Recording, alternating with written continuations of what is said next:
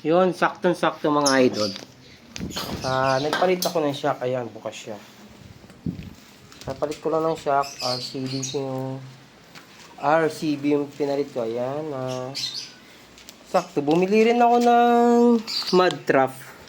Lalagay ko dun sa ilalim. So, ayan.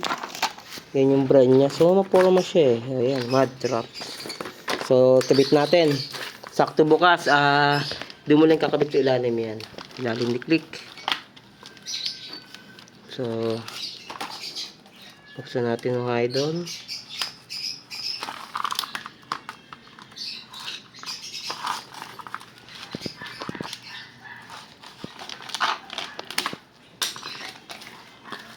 Ayan. Ayan, nabuksan natin. Medyo nahirapan tayo magbukas kasi wala tayong cameraman. Sariling sikap lang.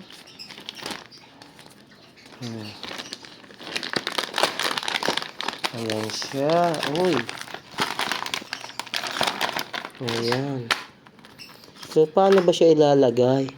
So, tingnan natin paano natin ilalagay. Alam ko dito lang siya ilalagay eh.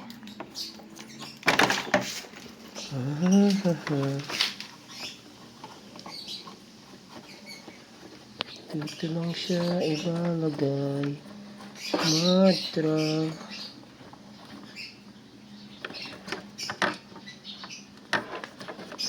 Kasi nung kami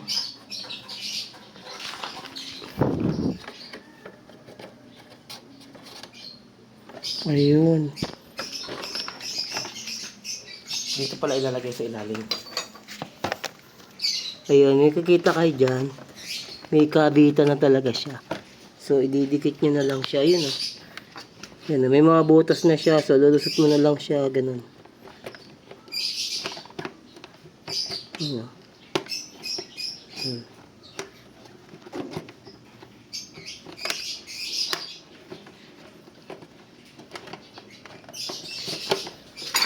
Teka.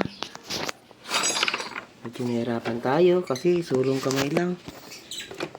Ang hirap pala ng ikaw lang yung gagawa.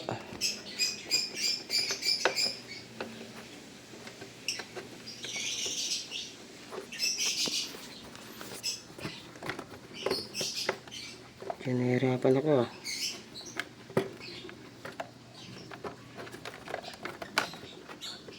Kasi papasok siya ron. Tapos basta doon mo lang siya kakabit. Yan o, sa dalawa, tatlo. So, ikabit ko yung akin. Try natin ikabit. Ayan. Kailangan kasi dalawang kamay eh.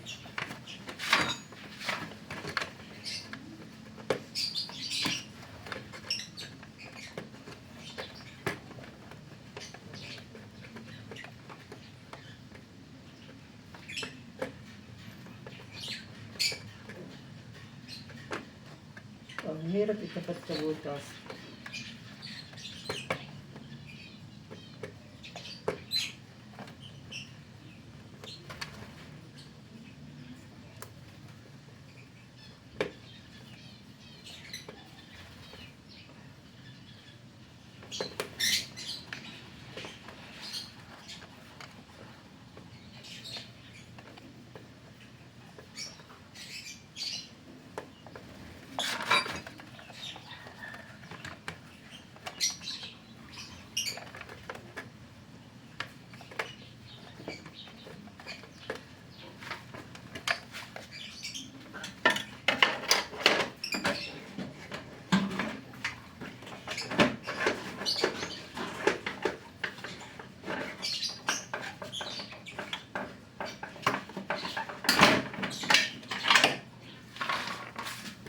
Ayan. Kapit natin. Sarap.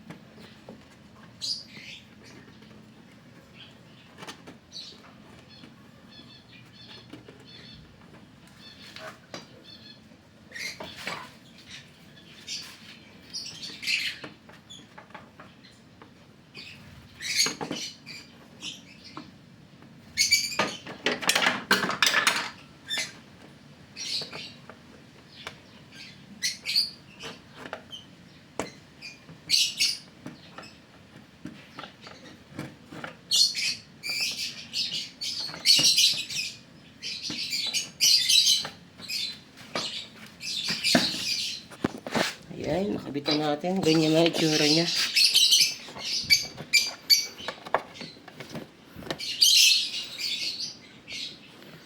So, mukhang hindi gagasgas siya.